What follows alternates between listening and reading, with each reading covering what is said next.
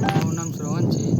મારા પપ્પા નાગિન વાગીને ત્યાં કામે ગયા હતા અને મારા પપ્પાને નાગિન વાગીને મારી નાખ્યો.